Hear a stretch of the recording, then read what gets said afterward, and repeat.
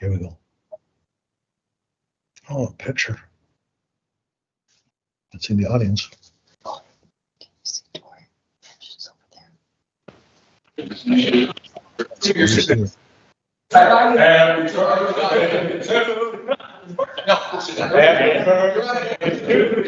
Tom? Happy birthday, dear Donald. Happy birthday to you. Thank you all very much. Two? Did you sing? Thank you so much. Anyway, we've got a meeting here. I think we've got a whole slew of people who want to talk. Now remember, if you all want to talk on the same thing, one of the cool things is to let one person talk for all the same thing. If it's all the same thing. I don't know what it is, just saying. The meeting notice properly there. Yes. All right, cool. We have a quorum, I can count. Pledge of allegiance time, ladies and gentlemen. I pledge allegiance to the flag of the United States of America and to the republic for which it stands, one nation, under God, indivisible, with liberty and justice for all.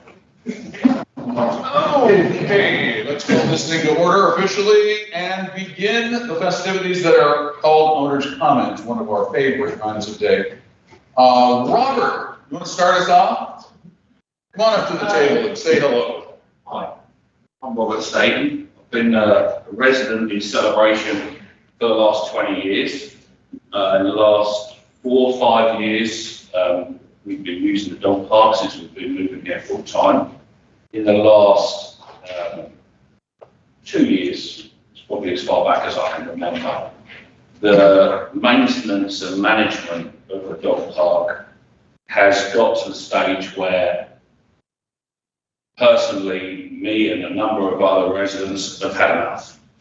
And I'm here tonight to get some answers from you guys, the board members. You take responsibility for the maintenance, for the contracts, and for the conduct of the management company. I went to the extent of having a drone fly over on Monday. And as you can see, this is a sand pit and not grass. Now, I'm not a landscape gardener, but one of your inspectors said to me once, switch the watering system on and things will grow. Why does the watering system at the dog park, has it been switched off? Why has it been switched off for the last, I would say, 2 years? Why do you keep going to the expense of putting more sod down and not watering it? Why, as residents, could we not bring a hose pipe with a garden sprinkler and at least try and help? So it's not just, this is the big dog park, this is the small dog park. Obviously, the big dog park has big dogs, so there's more traffic. But it's not so bad. So then we move on from the sprinklers to the gravel. So we had new gravel installed a couple of years ago now, and ground managers were supposed to install the small stones. They didn't. We've been on at the board members, the committee members I refer to, about what's going on. Now, dogs have got small feet with soft leather pads. When you visibly see the dogs walking across the gravel and it's hurting, there's a problem. And we flag this up, and to be fair, I've managed to get the previous and the current chairman of the dog park committee to come tonight so that you all know that what I'm saying is true. We managed to get you guys to sign off to install new gravel as you go in the gate in the big dog park. It was about $6,000. In the small dog. In the big dog park. Oh, big. We offered, as residents, to do a working party. We said, board, buy the stones and as residents, we'll do a working party. The dog park, both parks, it's quite a community, save some money for the town. You can't do it, we were told. There's a liability issue. Well, we all questioned that because we could have signed waivers, but you know, I said you were going to do it, so that's fair enough. $6,000, and all we managed to get was this little area here. Yeah, the little area in red, which is about 20 feet across. $6,000. Now, I don't know about you guys, but I think that is for show. And especially to the extent that you could have got the gravel for there, we would have all done it. They install a small footpath to walk through the other gravel. On top of all of that, as I said, started off by saying the sprinkler system hasn't worked. You guys contracted somebody to come out and flag the sprinkler system. Mark where all the sprinklers are. Great idea. Not a very good idea when it costs $1,300 and then nothing happens. I put to the board tonight, I don't personally think that Grand Manners can manage the park. I think whatever's going on at Grand Manners is too much for them. We have the same problem. I live at Longmeadow Street. It's a shame that Jared's not here because I would have been really bending his ear because he walks around Longmeadow Park most days with his phone. He must walk around with his eyes shut. One of my neighbours on Longmeadow Street, Don, he's sitting behind me, he'll confirm there's been no sprinklers switched on there for probably a year. So the board must be quite happy to know that within the next 12 months, you guys are going to have to relay all the stock, redo all the planting, because there's no sprinklers. That is the single reason that half of these problems are happening, is that they're being mismanaged. And what I want to put to the board tonight, that the management of the dog park, so the management of the landscaping, the sprinklers, see maybe you can fill us in on what's going on with the chairs that were ordered 6 months ago. Still haven't got them, even though the board signed them off. It's all handed over to the dog park committee. Let them worry about whether the landscaping is done. Let them worry about the sprinkler systems. And then if things need... Yeah. Okay. Thank you very much. Thank you. And we are discussing landscape architecture on our next workshop, which I think this is a great topic that we need to get, look at these problems, layouts on. Yeah, and look, it's not landscape architect or consultant, it's incompetence. You know, you guys know, you live in Florida. If you turn the sprinkler system on, the dogs don't care whether it's grass of this kind or grass of that kind. Have you submitted any of this to the myself budget? No. So we have drafted. Okay, it's just the board are there most nights, and you know, the Stones, I was there when he ran Lauren. She said, I'll ring you back when I find out what's going on. She's never called him back. So then there's an issue with the landscaping sprinklers, whatever, and then that way there's a problem. if there's money that's needed. Yeah, thank you. Okay. Appreciate your comment. Thank you. Taylor, you're up next. Hello, I just came tonight being the former chair of the dog committee. I wanted to just kind of confirm and for Robert, having gone to the dog park for many years now and then being a part of the committee, I just wanted to, you know, if the board needed it, I have notes on everything that was done in the committee that was confirmed for the rocks and where they were supposed to be placed. There is a map that exists as well that Danny from Town Hall should have, where I circled where the rock should have been. And then obviously, you know, you saw pictures, that's what we ended up with. So, you know, first and foremost, we wanted to make sure the $6,675 was the proper amount that should have been done. The dog, I spent the better part of a year. I spent a year as chair and then 2 years on the committee. I spent a year as chair just trying to get these rocks done. And then when they finally, did get done, we were ready to pay for them out of our pocket from our fundraising. And then eventually the board stepped in and it was covered, which was great. But then you guys paid close to $7,000 for what looks like about 20 feet of rocks, so they are the right chips. I just wanted to confirm that. But obviously the placement of them is completely wrong. And I just wanted to agree and also say what Robert was saying towards the end there, that I do believe that the committee could handle the management of the landscaping and things like this of the dog park if Grand Manor cannot, because in my experience, I completely agree, they cannot handle it. It's every month, it's the same questions, and that's just a great way to get nothing done at the end of the day. And with proper liaison, Celia doing that, Dr. Jared was awesome, but just having his liaison there to confirm all those things, I do believe that the dog committee could take care of it themselves. That's all. Thank you. Thank you. Gary.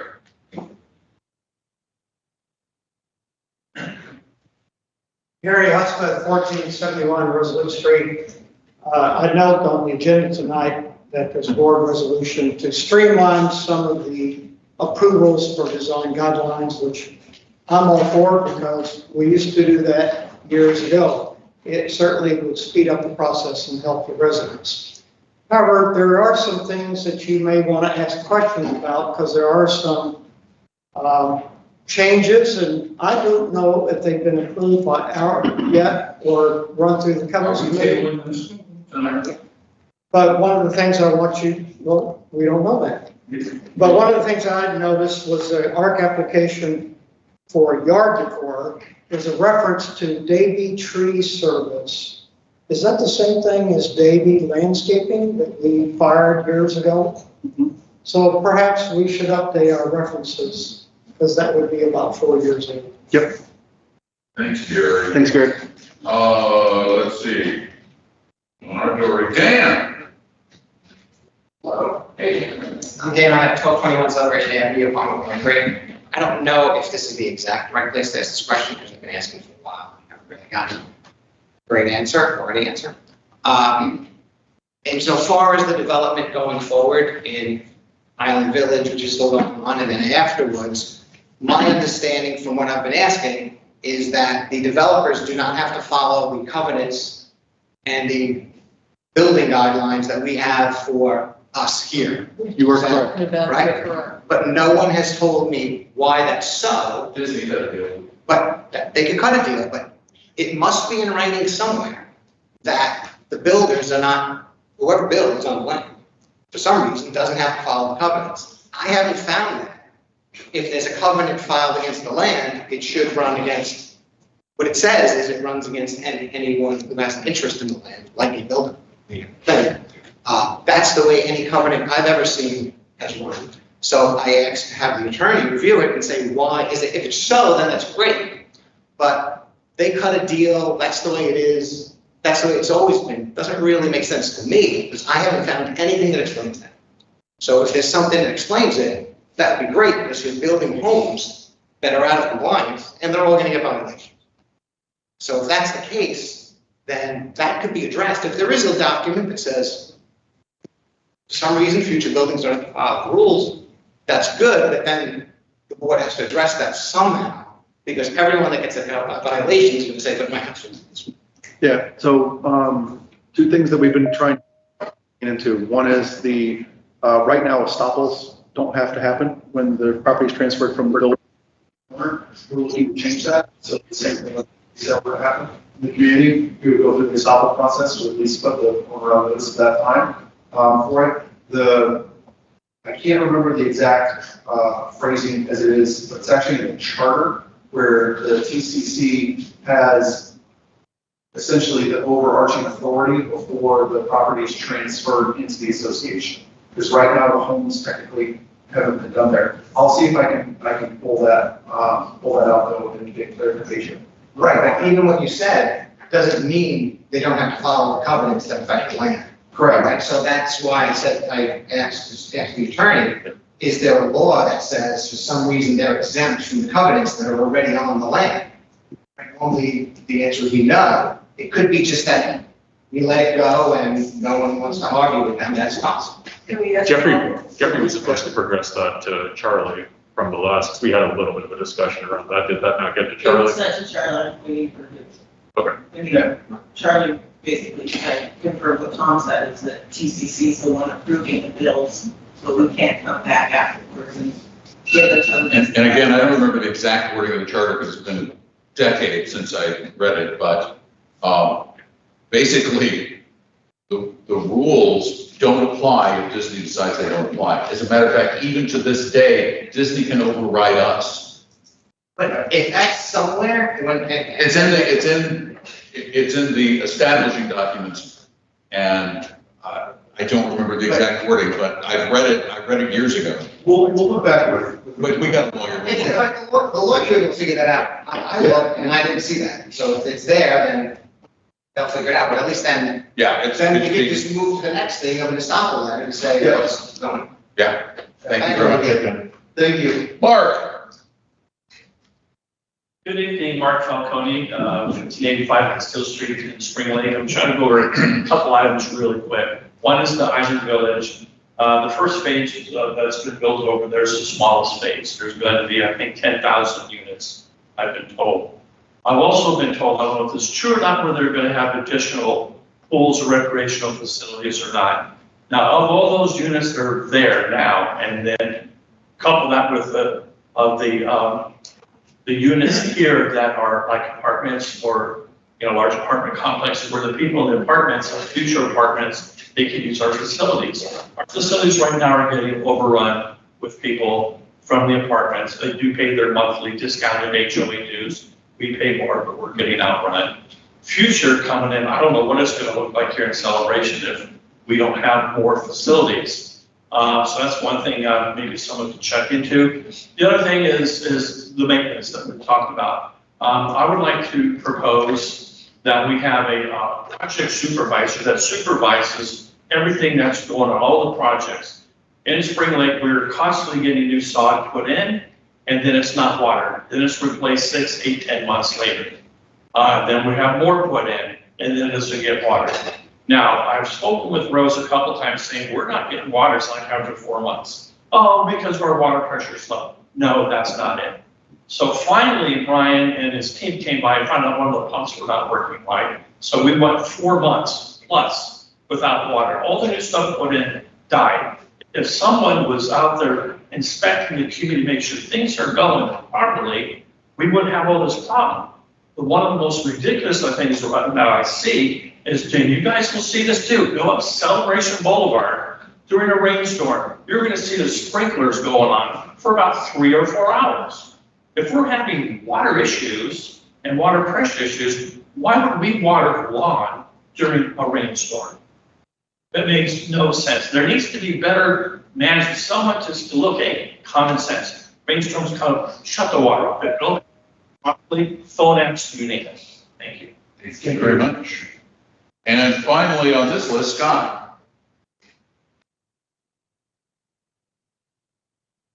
I'm gonna, thank you very much, by the way, I appreciate it. I want to talk a little bit about, this proposed community center. And I know CROA is somehow involved with CCTD in this community center.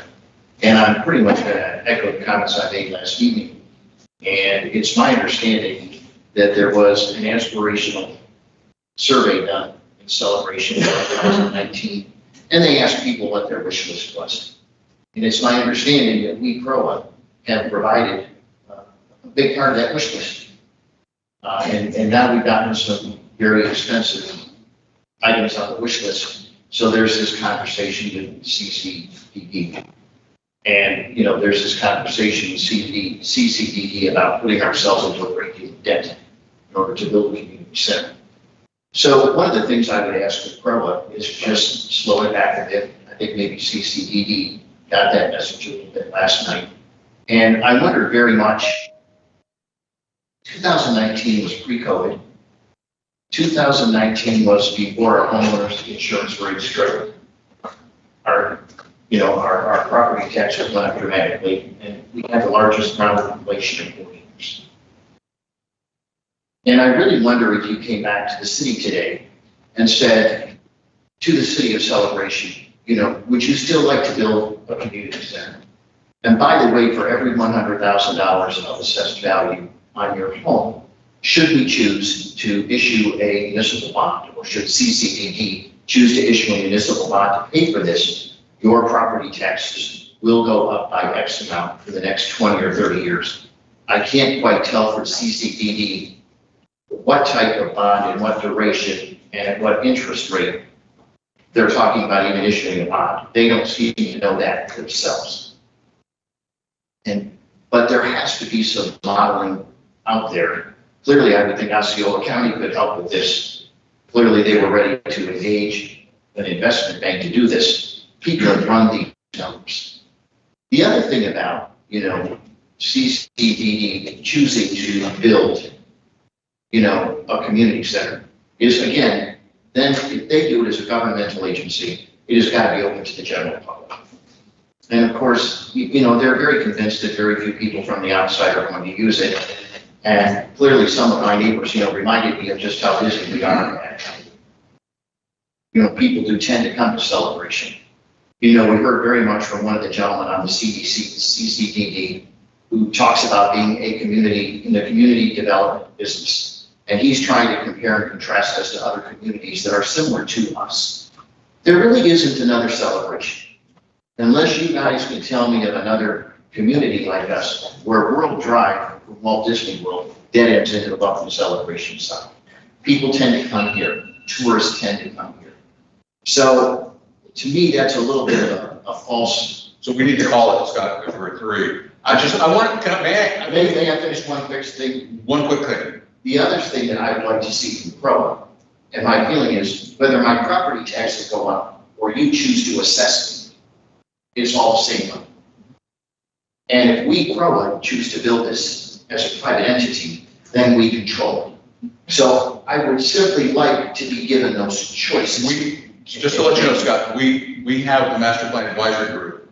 CDD got way ahead of us. We've talked about possibly collaborating with them. It isn't cast in concrete. The MPAG Advisory Group will present in August. I have actually on the committees, Joe from the Master Plan Advisory Group is going to speak on where they're at with what they're doing. So, but one of the things that we're leading this. They just jumped ahead. Could have seen it last night. Pardon me? Could have seen it last night because you ain't leaving. I guess, yeah. No. Okay, maybe I misspoke. They decided to go ahead with this bond exploration and floating bonds, but what we weren't consulted in that process. It seemed very much to us last night as though it was a beta company. Yeah, well. And again, I'm simply requesting of the board to slow it down. We are slow. And please bring the numbers to us so we, you know, if the majority of the city wishes to do this, majority rules. If not. Okay, and that's again, I'm going to cut you off again. But the fact of the matter is we're not a city, we're an HOA. There is no city. The only government we have in Celebration is Osceola County. We are not a government. The CBD is not a government of Celebration. We don't have a government. We are unincorporated Osceola County. We can only do what we can do as an HOA board, and one of the things we're trying to do is look at all the amenities the community wants and try to figure out how we can give the community some of those without breaking the bank. I think that's what people like. That's all, and that's what we're trying to do. I cannot speak for CDD. I used to serve on this board, but they'll do what they'll do, we'll do what we'll do, and hopefully we can come together and work something out jointly if we can. So we'll see. Thank you very much. Any other public comments before we move along? I see one quick one. Real quick.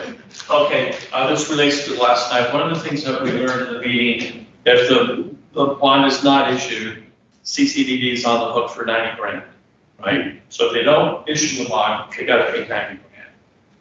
Going forward, whether it's CROA or CCDD, don't start doing things and spending our money without getting the community back. And that's back to. I know they did not do that. That's what I told them last night. Just because you have the authority to do something doesn't mean you should do it, especially if it's against financial interest. Anyway, thank you so much. All right, we're gonna move along to the actual agenda.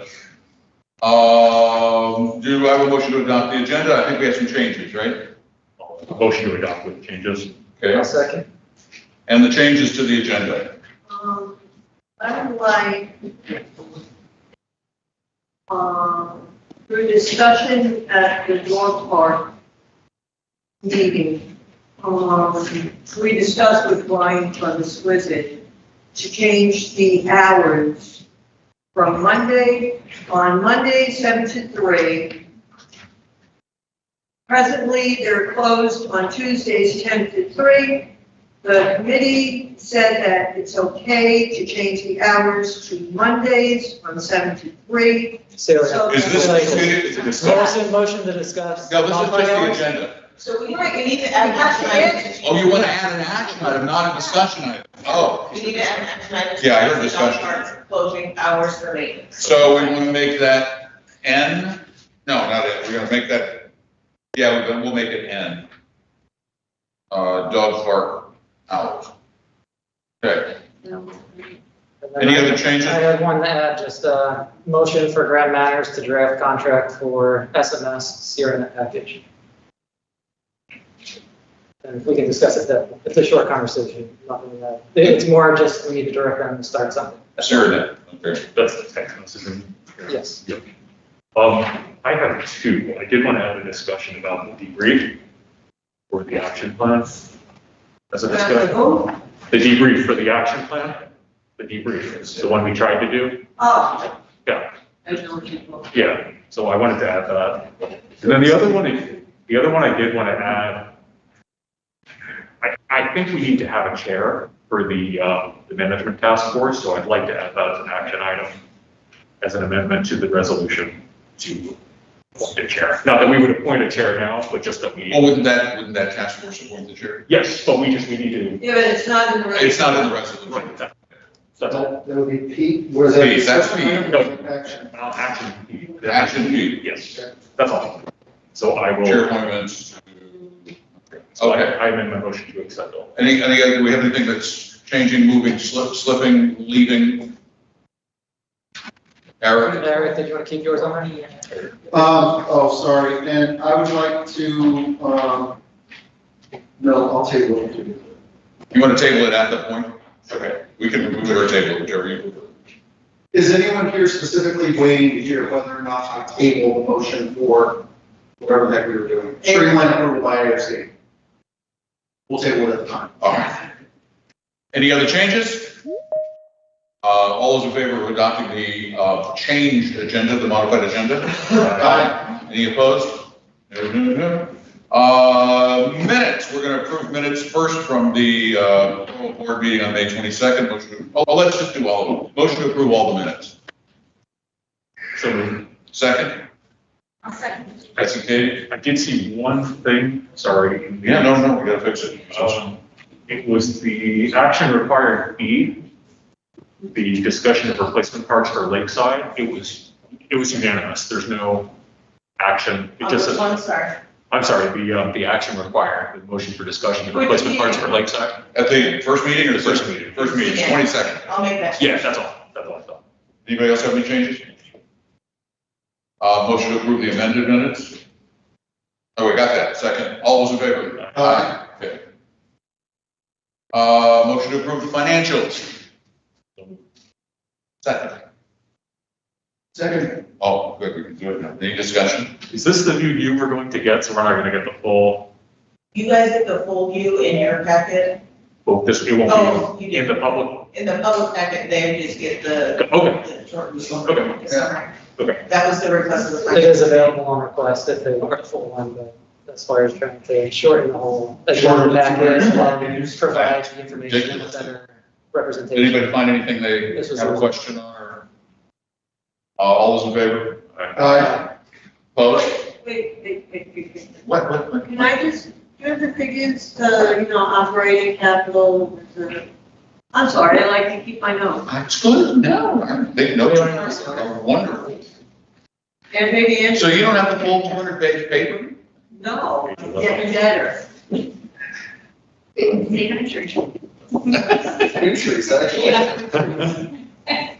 What, Andrew, do you know? What numbers did you want to know? She wasn't. How much money we have? Yeah, operating, There Yeah. was about that's not pulling up on my thing right now. All right. But there's about 2 million in replacement, a little more than 2 million, and then 3.2, I think, in the capital. Operating fund is 2.6, replacement fund is 2 million and change, and the capital fund is 3.8. Very good. All right, motion to approve. Aye. Aye. Any opposed? All right, now it's time for committee and partner updates. What do we have in the way of committee updates? I have I thought you might. How many do you have? a few. I bet you do. Okay, let's start with special events. We met on June 11th. They discussed Memorial Day flag ceremony. There was about 200 people in attendance. The Gatorland experience had around 226 people that attended, along with the camp at Lakeside. That's the second time they've had the Gatorland come, and I think there were more adults than children there. 4th of July festivities, the staff is moving forward with Lifestyles Committee on everything that's going to take place. There's a lot that our staff does for the 4th of July. Everything you see in camp is done by brand managers. The tents set up by the restaurants, garbage that has to be disposed is all brand managed, plus the events at Lakeside. So, thank you to Lauren and her staff for everything they do for this event to take place in Celebration. There will be no tables set up at Lakeside and no chairs, so everybody's free to bring what they want. However, if you're a resident and you're going to do the bus, the parking ride, whatever that's called, there will be no coolers allowed on the bus. So if you want to bring a cooler full of anything, it's not going to be allowed on the bus. What else? We have a lot of sponsors sponsoring the event. We have the Celebration Soccer Club, Good Life Companies, Advent Health, Larson and Slayton, Joe's Craft Shack, and Happy Company. The Home Improvement Expo is going to be in September at Lakeside this year, and they're presently working on an adult comedian show that's set up for September. Dog Park Committee, my first, Do we need to fix some stuff? okay, I'm sorry. Paul, Yes, ma'am. deep breath when I discuss my notes, okay? So, does I keep them in order and I wrote them in order? Presently, there is no Roundup or pesticides being used. Ask Brian from Exquisite for alternatives, and the committee would like to have a list of what the alternatives would be. There was a discussion on the walkway. This is the rocks not being wide enough after the new rocks were placed. The committee is going to meet at the small dog park to discuss with Brian July 1st. It's actually a big one. The small dog park. If you next door. No, yeah, it's the big one. Well, it is the big one. Yes, yeah. Because I asked that. You try to get your attention to you. It's actually the small big part. It's the big, small It's the one. big, It's the large dog park. large. Sorry, okay. That's Let me continue. So, that's what's in question tonight for walkway. But when you looked at the proposal that Brian had written, supposed to do, he also gave an extra pallet of rocks for free. And he suggested that the sod, 10 feet by 45 feet, was going to be credited from the large dog park. Got that right? Instead of laying the sod down and knowing it's going to die, the committee discussed with him some alternative material they can use versus sod. Do I have that right? Correct. Very good. Okay, so he's crediting us with that. So was it $6,600 and something just for rocks? These for the sod also. The dog park hours were changing. The meetings will be every third Thursday of the month. And they're still awaiting the chairs, which I spoke to Lauren, and she said she was ordering them. We need a new member because one of the members resigned. And they also said that I could remain as liaison if I choose to. Service area. Dennis, anything with the golf cart? No, man. Okay, and it was a good meeting. Service area. Paint and landscaping is still going on in Academy Row. We're going to be approving Roseville Corners tonight.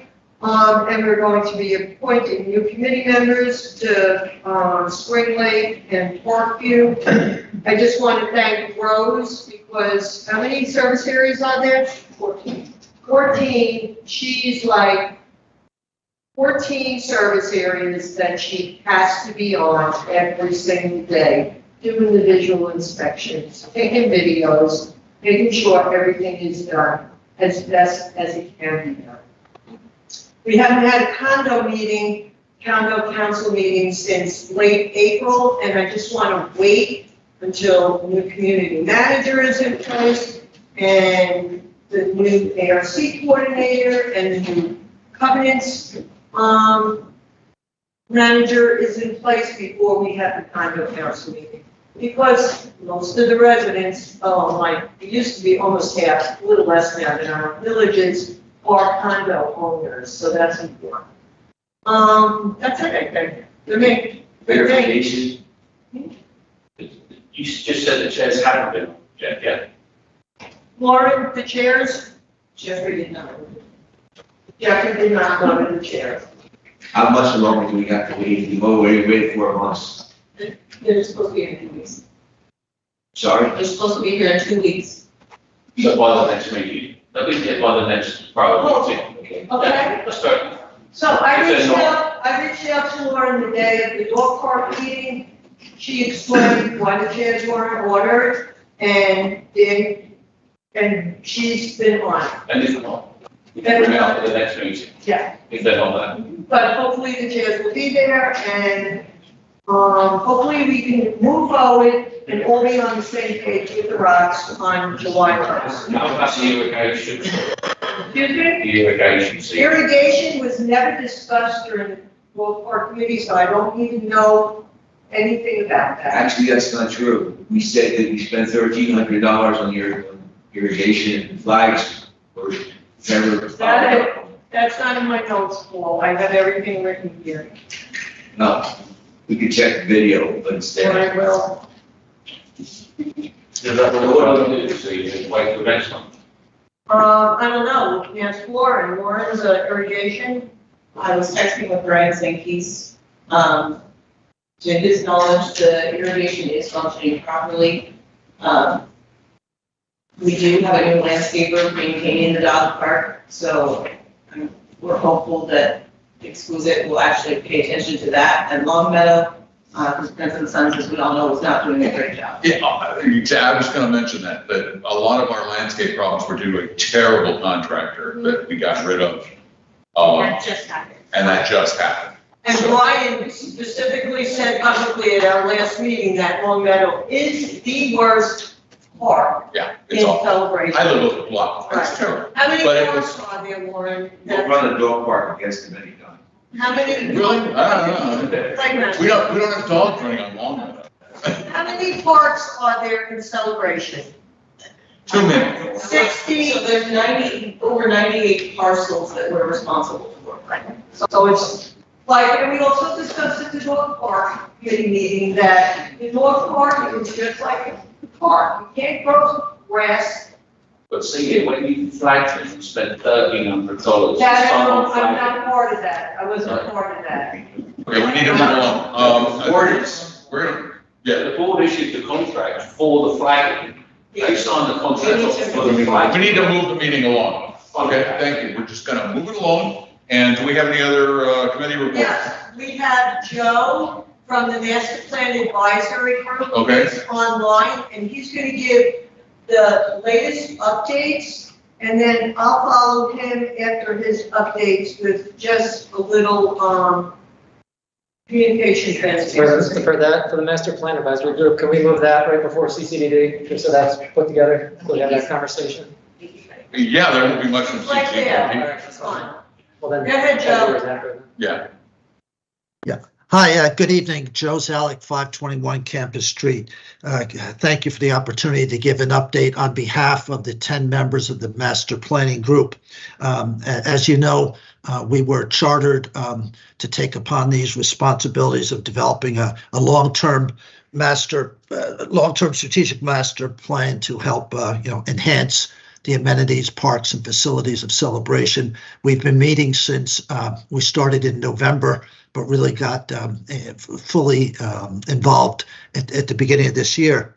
And we are on track, just to get to the answer, we're on track to deliver our report by the end of August. We're on track to deliver in 3 weeks an update to the community through a community meeting that's scheduled for July 23rd. So that's the good news. We've reviewed, there's been documents going all the way back to 2010 and 2014. There's been other strategic plans. We've gone through that, gone through, national surveys. We've gone through our own site assessments as we surveyed the community. We held a community meeting earlier this year. We'll hold our second community meeting later, as I mentioned, in later July. We are still analyzing all those documents. We've also going through the community survey, which I think most of you know. We had the largest population percentage of participants in the survey, over 20%. So I know there's been a lot of comments about we need to hear what the community wants. Well, we had a very detailed survey that was reviewed externally by CDD and their consultants. So it was in concert with that. But we developed a survey. We've got lots of responses, largest response ever. And so that's going to help us guide our recommendations based upon, what the majority feels.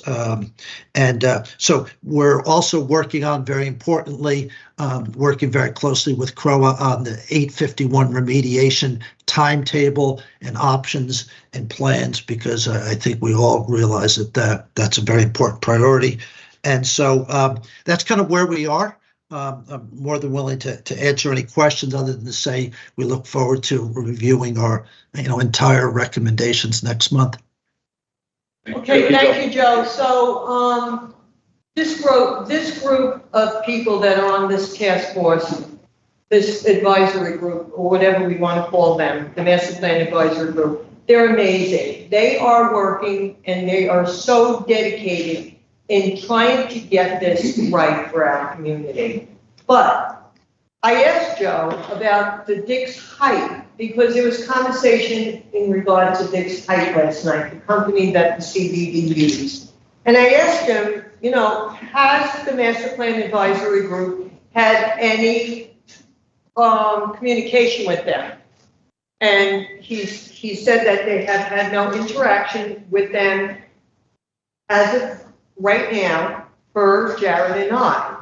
But the reason why we told them that there was no interaction with Dick's Height is because we were told Jared reached out to Dave Hume, who's sent him an email about trying to get a representative from the Master Plan Advisory Group to be part of the Dick's Height process. I have the email, and I asked Jared if it was okay to discuss it, because it needs to be, the residents need to know that the Master Plan Advisory Group has not communicated with Dick's Height since sometime in May when they attended one of the meetings, because Dave Hume said at this point, I will remain the sole conduit with Dick's Height so they can focus on their initial scope.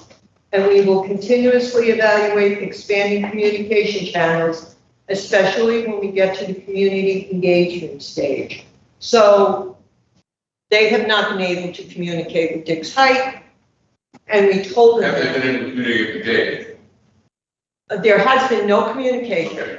Because With it sounds Dave- like Dave wants to be the The- conduit. We asked if we can get a dedicated person. No, it sounds to me like Dave wants to be the conduit. Well, And we since asked, CD's hiring, they should Right. choose their conduit. right, but we're trying to get somebody in there to communicate with Dick's Heights. We said Well, last that's what I'm night. saying. Is it, if they want it to be Dave, it sounds like. I guess my question is, what do we need to communicate with Dick's Height at this time? They were They haven't been- hired by CCD to do a job. Right. We can provide input through MPEG, There- or community input the- and everything else. the So I email- think everything needs to flow through Dave. Right, that needs to go through the MPEG liaison to Dave, so be it, let's figure out. what There the- has been no But I don't communication. see why MPEG should go directly to Dick's Height at this point. Right. We wanted a representative from Master Plan Advisory Group to be communicating with Dick's Heights because Let's just change that to Dave Ewing. Okay. he's not communicating with anyone. But Okay. he said that he wants to, he just got back from vacation, because I just chatted with him. I'm just telling you, in What I'm transparency, saying, what I'm why saying. the group hasn't had any communication. It wasn't because Jared and I didn't want them to communicate. I don't It was because, See, nobody's accusing anybody of anything. okay, I'm just saying, that's. If I could just, Yeah, Joe. Joe wants to- go ahead. just one clarification. At a public meeting where Dick Site was at, with the master planning group, we specifically asked them, look at our survey.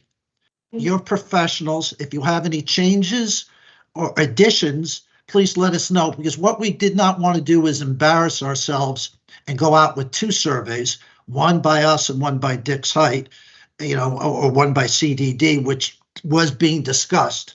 And so we took their input. It was good input. We incorporated most of it to their satisfaction so that they could reuse the results of the survey when and if they do whatever they're going to do in the future. Thank you, Joe. Okay. And I just Thank say you. at this comment too, that going forward, if there's anything to be done on CROA land that we're doing by ourselves, that's direct contact with MPEG. They come to us, we work with them and figure stuff out. If there's anything as far as a new project like a community center, where there's gonna be selling of land or land lease or bonding or anything of that nature, that's gonna be an extension of this board with the CCDD. Right. That's kind of the two things where, yes, MPEG is kind of stepping in both realms. But as Joe basically said, they got great information from Dick's on the survey, which was the primary concern. Dick's is doing their own thing, which is separate from that. It can be incorporated into it later. I think MPEG should just keep doing what MPEG. They is are, doing. they're doing an amazing job. And they're gonna give us a report, and our board will take that information. And if we are going to work with CCDD, we will then have those joint meetings with them and go from there. Okay, and I was just a little confused last night because it hasn't been noticed or anything when these two meetings were going to occur, and they said it last night at the CDD meeting, July 23rd and August 30th. So I just, and I know what I heard last night because I was online, and it was said that Dick's Height is working with CROA and the Master Plan Advisory Group, but there hasn't been for the last month or so any interaction with Dick's Height. Then somebody misspoke. I'm just, Yeah, and there was I gotta tell you, this just dovetails into the CCTV. I talked to the chairman yesterday at length, after all the kerfuffle. And I asked that they slow down, that they wait until MPEG has submitted its report. We have had time to digest that report. I mean, they are their own entity and they can do whatever they want to do. They are their own entity. We have no power over them, nor should we. They have no power over us, nor should they. I truly believe they want to work together. There have always been, as far back as I have been a part of a governmental, semi-governmental, pseudo-governmental agency of this town, there have always been massive ego clashes between those two boards. This board and that board, always. hopefully we can get around that and make it work together. But the reality is, we're heading in two different directions, and I tried to talk to Greg about bringing us back into at least getting us back on the same path. And I think we saw that from the meeting yesterday where they tabled everything, that they realized that they were a little ahead of themselves. So I think we should just let the process play out. As I told Greg, let's let MPEG submit their report and then let's talk. I want MPEG to submit their report. If they want to work with Dick's Height, open day noon, that would be great. But the bond issue, I think, was something that they were pushing a little, and it was said to me that there was some miscommunication at Dairy too about that bonding. So let's just move forward, and I'm just awaiting the MPEG report in August. That's really what I want to see. Well, they're having a Before we public do meeting, anything. they're having a public meeting. I know, on July July 23rd, that's 23rd. great. That is a terrific way for the community, for the homeowners to find out what the heck is in the works. But you know, I want to add, just for everybody home here, I was part of the master plan group 10, I believe. It's a very involved process. It's a very interesting wish list. But the reality, the wish list back then, I just did some back of the envelope calculations based on square footage costs for various kinds of things back in those days. And that list back then was about $100 million list of things we wanted. We wanted more tennis courts. By the way, we did not want pickleball back then. It was only later that we wanted pickleball. We wanted a theater, we wanted a senior center, we wanted a kids center, we wanted tracks, we wanted enclosed basketball courts and multiple. There were so many things, and it was about $100 million rough dollars. This HOA will never be able to raise $100 million. Ever. I will die and lose my raise $100 million. So we all wish for a lot of things. We all want a lot of things. And what's interesting about the Dick's Heights study is that they're going to show how we compare to other similar communities. And I looked at some of the preliminary stuff, and we are amenity laden compared to most similar communities. When you look at us if you look at us as part of Greater Osceola County, when people look at Orlando, for example, they say to themselves, well, look at all the great stuff Orlando has. Well, no, wait, that's Orlando Metro. That's Orange County, that's all of Orlando, that's private companies, that's all. We are a little tiny blip compared to Orlando or Orange County. Baldwin Park doesn't have the kind of stuff we have. Osceola County does have a lot of the stuff we want, it's just that we don't like to go hang out with Osceola County. Being honest. A lot of us go like, oh, I don't want them in my neighborhood. We do that, oh my. We do it, it's like, we don't want to come to Morris Law. Yes, go ahead, go for it. I was going to go. Did you go to the meeting last night? No. Okay, well, let me explain something. I watched You're that. absolutely correct. The reason that they tabled that is because we had over 70 No, people. sir, I talked to the chair. Sir, I was there. I know you were there. I knew you would be there, that's why I didn't go. Well, that's good, because we probably would have a real good conversation. No, I didn't. Maybe you can learn something. Anyway, I talked to the chairman way before the meeting, and he said, we're gonna table this.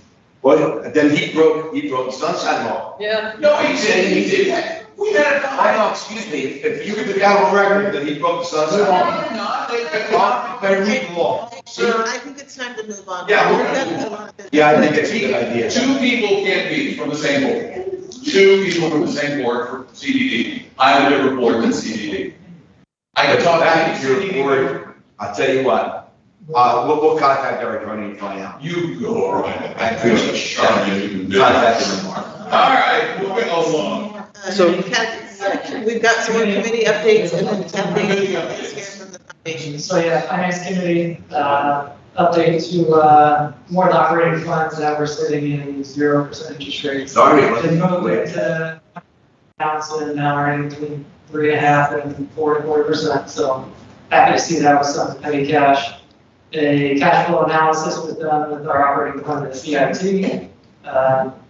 it's pretty much bare bones as far as records, so there's no opportunity to move funds to increase the rate of return. There was some concern from that committee that as we're kind of doing all this maintenance to fix up various parks and amenities, what is that ongoing maintenance cost and how does that reflect into the budget? So something that they wanted our board to be aware of.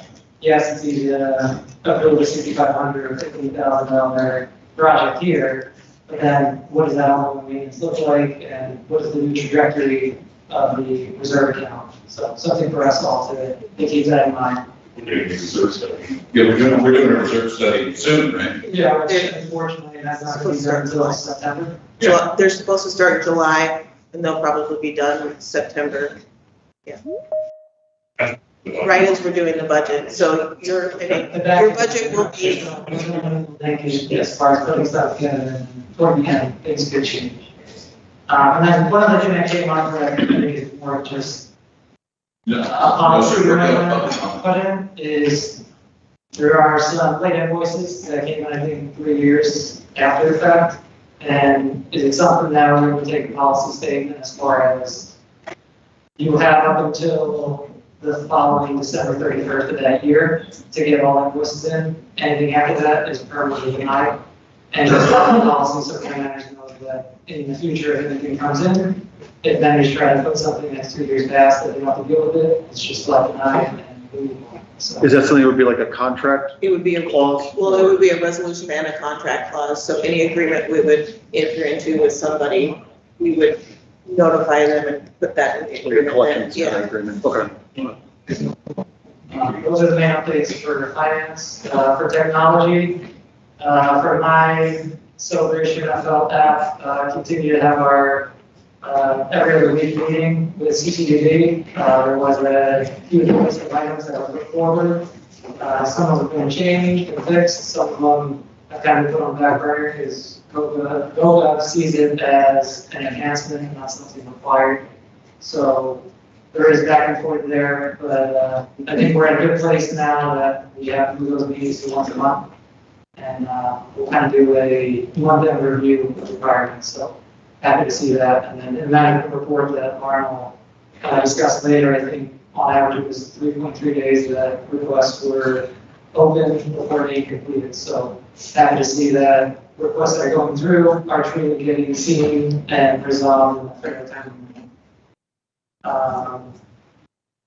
Next is there was a joint workshop with the communication committee reviewing the R&R application, and that's the item that we're going to add tonight is O&R. We're going to do in the next meeting. We're going to be looking at the rollout of what the timing is and features for the application, so we can get that out to the community, as well as a communication initiative through CROA as far as the communication. Yeah, outside of that, those are the main things. There is continued work with Gallagher on getting all the key card access set up. I believe for the most part, all the amenities are good except for Arsenal Park. That's the one that's challenging and continue work on, but progress continues to be made there. So, yeah, as I talked with us today, and that's the timelines. I'll show you.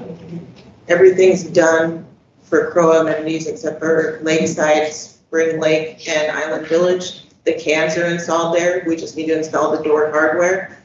So we should be closing those out next week after, and then Artisan Park's up. Cool. Since we mentioned Artisan, I'll go next. Yeah, go ahead. Artisan. All right, I went to the workshop for Artisan Park, and their next meeting is the 27th. They'll be voting on more amenity updates and discussing the possibility of implementing a future move-in fee for Artisan Park homeowners. So this is something that they are going to be basically voting on at their meeting. And it's similar to like what CROA has when you move in, how you pay 1 year of your annual dues at closing. But however, this will be different. It's in the amount equal to 2 quarterly APSA payments. This would also require approval by CROA. So it was brought forward by their finance subcommittee. So they'll be voting on it as a Artisan Park Committee on Thursday, I believe. And then if that passes, that's something that will come to us as a board. And Lauren, since if it does come to us as a board, can you find out from Charlie now if I have to recuse myself from a vote in regards to that? We need to talk about that because I feel like that conflict of interest is getting. It is, yes. If there's a financial interest. She has no It's almost financial. like I can't vote on anything here for marriage because I live down the one, like that's the interpretation of this as well. Right. So I think we need, maybe we could have Charlie that we can use to clarify. I'll get him Thank to you. clarify that. and Because I'll then get him to Eric clarify and how Andrew it's- wouldn't it's- recuse themselves either. Completely smart. Yeah. Thank you. I think having Charlie at meetings every other meeting. For discussion items, yeah. Yeah. Would be a bad idea. Just from ARC, real quick, so I know we do have a piece that we'll discuss that we'll table, and I'll talk about the reasoning for that at that time. The other piece is from ARC, so I know it doesn't sound like it, but we're under 200 pending applications currently on the system, which is a huge progress. With it, we are seeing a big spike in influx in applications in regards to landscape replacement. Obviously, the drought's been tough on everyone, and so people are now looking at replacing their landscaping or updating those. So the committee is working through those. The other piece from the ARC side is there have been some questions in regards to, we'll get into the streamline approval piece, but there have been some questions in regards to when we're asking for additional information from residents on things. We're asking to make sure that they pay attention to what's actually being asked. I know that sounds silly, but sometimes the resident just comes back with the same application again. They think that we just need to hear the application again. And really, we're usually looking for something more specific. So it's usually, if you're replacing all the windows on your home and it just says we're window replacement, tell us which windows they are. We know that sounds silly, but sometimes people don't replace all of them. So we just need some of those guidelines. The other piece is that we are seeing kind of an influx in covenants violations coming in from Island Village on unapproved modifications to the home. And so there have been a few residents that have come forward saying that they weren't aware that they needed to go through the ARC process in Island Village. So the committee has asked if we could have a dedicated communication drafted to go out to the residents within Island Village, essentially reminding them of the ARC process. And so they proposed an application. We're going to share it with Lauren. We'll review that internally, and then the hope is that that would go out to those residents. It's also something that we're considering doing as part of maybe within either a Monday Matters update or an article within the magazine as well, asking that out. But we are seeing that specific spike in Island Village, which is why we wanted to make sure that we communicate that out so that everyone is aware of it as possible. And then I'll discuss the streamline pieces when we get to that action item. You said it was only 200, was it like 330 before? It was almost, yeah, it was around 360 in that realm. I'm glad that's coming down. Yeah. 30 seconds of communications and then I'll cover. So communications, we had a drug workshop with the technology committee. The one important takeaway was the website, the communications committee, waiting the technology committee. Obviously, the inner workings and mechanisms will still follow the technology and content is going to be communications. At the next meeting, we're going to be talking about, I think, brand guidelines. Branding, an updated branding guide. I'm super excited about that. All that stuff is in wheelhouse. We're going to be talking about that visual identity of that. And text messaging, to Andrew's point, that was discussed at nauseam at the workshop. We have good capabilities right now in ZeroNet. We just choose to not use them. So how can we get text messaging out there to all the residents?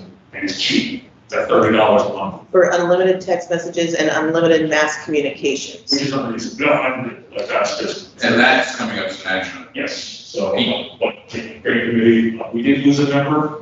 Who resigned. They resigned. They resigned. They didn't pass away. They resigned. Right. Yes. Yeah. Resigned. Very broad. Broad definition. Resigned. Yeah. Gary, do you want to spend 45 seconds? Yes, that's all. Gary Huntsmith, Chairman. No, that doesn't look like. The final page here. Go. Eating up my time. The Commons Committee continues to meet its progress as usual. What I do want to report on is we had our first, since this board has come into existence, our first joint meeting between ARC and the Commons Committee.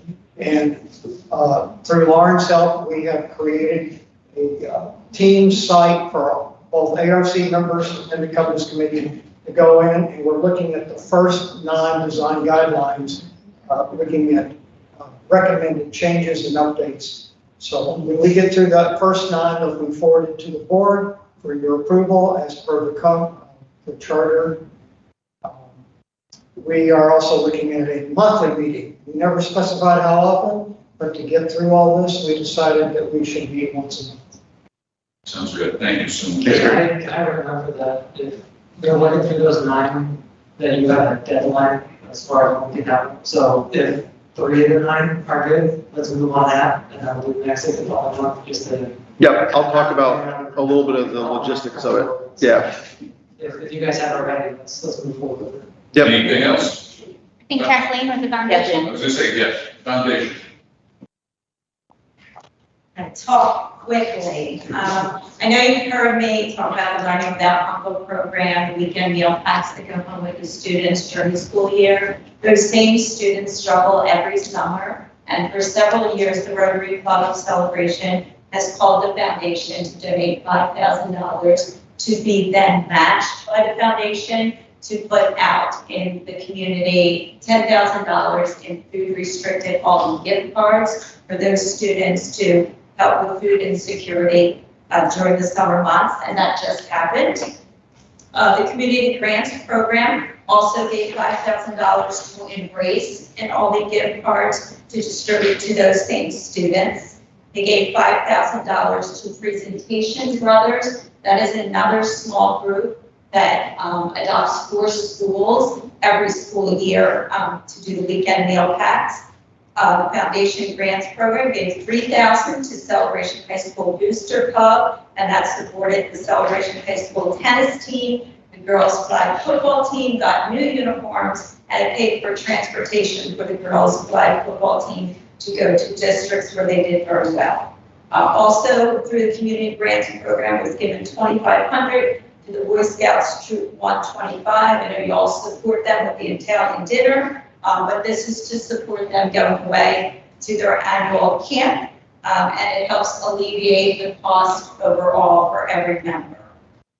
We are currently accepting proposals for Celebration Lifelong for volunteer instructors in the fall. So if you want to teach somebody about hobby of yours or traveling on a beer budget in Europe, you make up the 3 classes that you want to teach us, but just go to our website and submit your proposal. We are kicking off our concert series. I can't believe I'm saying holiday in June, but our holiday concert is Wednesday, December 4th, and that is with Boctane. That is a 12-group a cappella group that has performed at Disney and Dr. Phillips. The last time we had them in Celebration, they were sold out, so get your tickets early. Tickets are on sale September 1st, and stay tuned for the locations of some indoor porch parties, Sunday, July 14th. We knew we couldn't last on the porch, so it'll be in the Friday Flash and on the website. And it's Sunday, July 14th from 2 to 4. And just want to do a little shout out for when the 851 had to just close the doors, turn the lights off, and we're really thankful the CROA board, Lauren and Nikki, and on behalf of all the displaced organizations. Nikki was absolutely phenomenal, making sure everybody had a place to go. So the community chorus has been practicing. I got to hear them. You don't want to miss their concert, but I really want to thank everybody for working together. And can we thank you for opening your doors to the town hall? Now, come on, we're being literate tonight. You said your doors. They are not my assets. Come on now. We know where the assets are. Thank you. Yeah, thank you. You guys are doing work. Anything else on committees? Good. Moving on. Motion to approve the consent agenda, which includes pavement repairs and some sod installation. A, B, and C? A, B, and C. Consent agenda. I have a question on B, so Okay, well, make the motion. all right, I'll move to approve. Second? I'll second. Okay. Yes, sir. Discussion. B, what are they doing? Are they pulling all the existing pavers out? Or they, because it states replacing them, but when I looked at the pavers are pavers. There's some missing, they're replacing the missing ones and Okay. they're fixing, they're replacing like, broken resetting ones. them? Yeah, and resetting. Okay, that's fine. Any other discussion? All those in favor? Aye. Opposed? Moving on to action items A, a motion to appoint members to the Parkview Spring Lake Town Home Service Area Committee. I'll Motion. make the motion. Second. Second. Discussion? Yeah, I have the names. That would be for Parkview, Matt Luttinger, Martin, I don't know how to say Martin, and John Wygan. And in Spring Lake, we're approving for Julie Coates. She actually just moved here, so she's really getting involved. Any other discussion? All those in favor? Aye. Opposed? Motion to appoint liaisons for the following committees. Let's start, shall we do one at a time? Yes. Dog park. I'd like to be liaison. I thought you were going to go point, Celia. I'll second that. All those in favor? Aye. Opposed? Finance. Second. Did you say who? Andrew. Andrew. All those in favor? Aye. CJC. I motion to appoint Andrew. I'll second. I don't know about that. Did we disclose to the public why we're for CJC? I am not sure if we've done that or not. We need to, can we? Yeah, we can. So, the Celebration Company representatives who hold the majority seats on the CROA board and the CJC board have all resigned their seats. That would be TCC. They still retain their Class B membership, Yes. so they still control the seats. But what Charlie and Tom have been working with TCC on them appointing whoever you're appointing to your third seat, and CROA will appoint 2 seats of theirs, and they will affirm the appointment. So basically what's happening is someone is not resigning from CJC, we're adding a third seat, we're adding a third seat through. So when TCC's Class B membership ends, CROA will have 3 seats on the board, and CROA will have 2 seats on the board. Right now, we're making that happen earlier because of their withdrawal, so they're just gonna make the makeup of the board reflect what it's going to be. Okay. Can you give a high level of what CJC is? CJC is the Celebration Joint Committee. It is the master association in Celebration. The non-residential owners association, so all the commercial properties pay into CJC, and CROA pays into CJC as well. CJC also is the funding mechanism for CCS. Half of the CCS is. CCS is the 501c3. 4, yes, that is, allows you to get grants for the larger events that we do that draws in people from outside of Celebration. So they half of pay the for staff the is, 4th of July events, CCS. no, they do. No. CCS, 4th of July. Oh, yeah, CCS pays for 4th of July, but we don't get grants for it. Right, yeah. That's the experience specific, that's what we use. Yes. Yeah, this is So why we Fortune want Yard, to know what kind of Yeah. government structure. so Yeah. Fortune Yard, Home Improvement Expo, yeah, so We don't. there's CCS. So half of the staff at Town Hall are paid for by the CJC budget because we support all 4 entities. The other half of the staff at Town Hall are solely paid for by CROA because they only support CROA. And what do we jointly own? Oh, no. No, what do we jointly own? CJC owns the water tower. Yeah. For tonight, we only appointed one spot. One spot, yeah, because, We both anticipation that the second one will go on that little bit.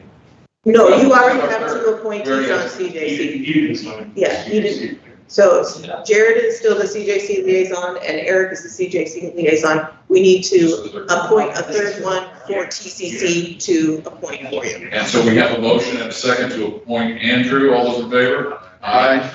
Opposed? Does he even want it? He got it. He didn't object. Foundation? Celia? I would love that. Second? All those in favor? Aye. Opposed?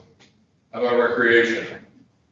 Motion to appoint Charles. Motion to appoint Charles, yes. All those in favor? Aye. Communications? We already have Charles. We have Charles. Okay. C, motion to approve owner's representative vendor for 851 by Calic in the amount of $89,894 for the first phase in the process of figuring out what the heck to do with that building. This comes from our capital funds. Do I have a motion to approve? I have a motion for discussion. Okay, second? I'll second. Second, discussion. Okay. I know we went over the, what we were going to approve in the first phase. I have one question. One of the things that we did not decide on approving is on here, and I didn't know if like Calic came back and gave a reasoning why under civil 003 design development was added. I can have them pull that off. Okay.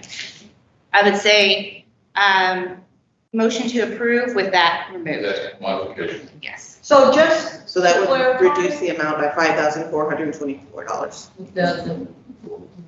So approximately 84,000. 84,000.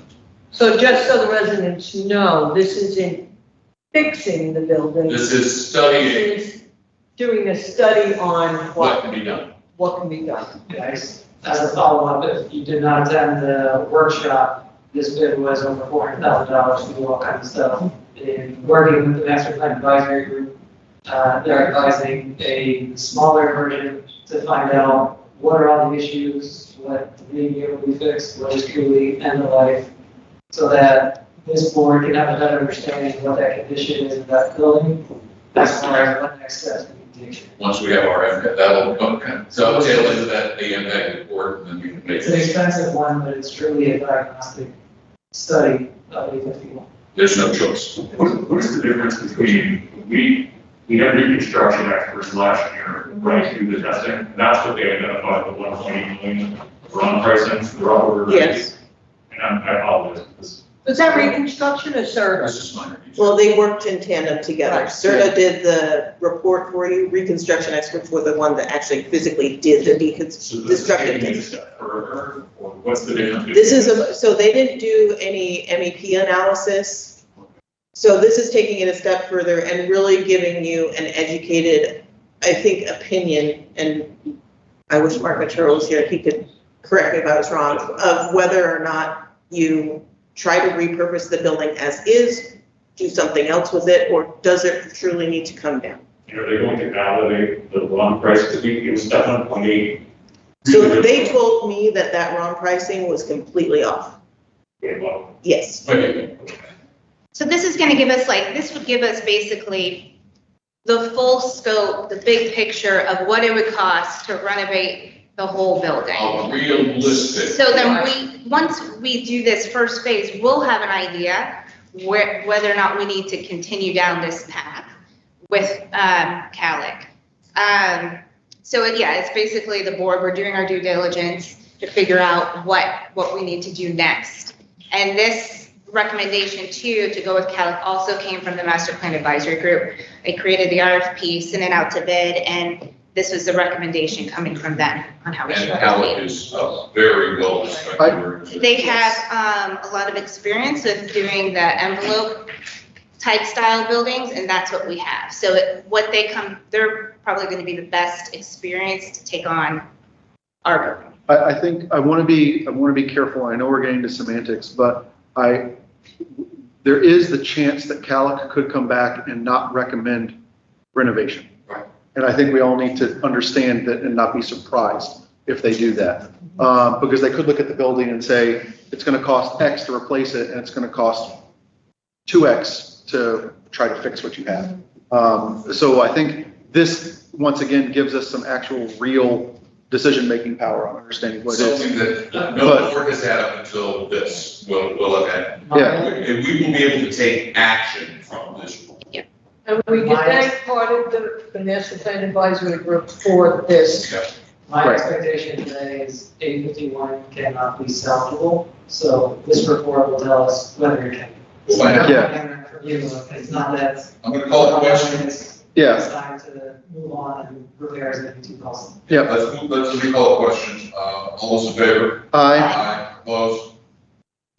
Motion to approve Lakeside Park, this is D, gazebo repairs by Hansel Darbo Design Build in the amount of 18.3. This is from reserves. I'll second. Second, any discussion? Termites. Yeah, termites. Termites, but I think the question that I have, so when we talked about this the last time, we were repairing the pavilion, but did we ever figure out what happens to replace the pavilion? What the cost is to just tear it out and To rip rebuild it down and rebuild a new one? I believe Brian discussed that with them and they thought it would be cheaper to Repair repair it. Okay, as We'll long as, verify before we sign anything. 18.3 sounds to me like a lot less than a bill. I agree, but I don't know. So, Before anything's signed, I will verify. okay, thank you. I mean, it's only 1/3 of the inflatables.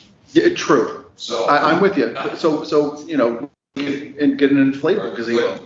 So, The termites, though, we. The area's been treated. Yes.